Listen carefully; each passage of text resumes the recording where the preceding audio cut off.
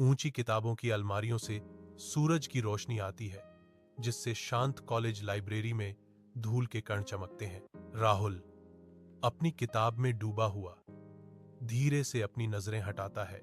पिंकी की ओर खिंचा चला आता है, जो अपनी आंखों में एक मनमोहक चमक के साथ लिख रही है। पिंकी की मुस्कान, एक मौन निमंत्रण, राहुल को झकझोर देती है। फिर भी उसकी आंखें किताब में उसके नकली तल्लीनता को धोखा देती हैं। शांत पुस्तकालय में एक अनकहा संबंध पनपता है, जैसे ही राहुल की नजर बार बार पिंकी की ओर जाती है। शाम का सूरज एक हलचल भरी कॉलेज कैंटीन में लंबी गर्म परछाई डाल रहा है, जो छात्रों की बातचीत से गुलजार है।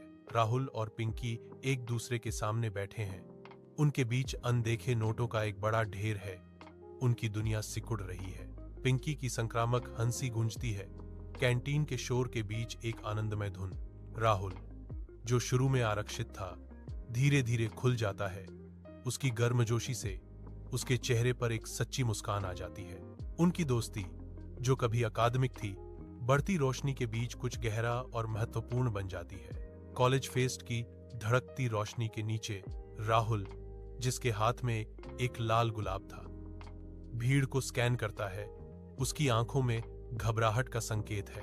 एक मौन प्रार्थना बुदबुदाते हुए वह पिंकी के पास जाता है, गुलाब बढ़ाता है, जैसे उसकी आंखें उसके दिल के अनकहे शब्दों को व्यक्त करती हैं। पिंकी की आंखें खुशी से चमक उठीं जब उसने उसका हाथ पकड़ा। उसके होठों पर एक उज्जवल मुस्कान आ गई। मैं भी इस पल का इंतजार कर रही थी। उनके चेहरों पर खुशी और राहत छा जाती है।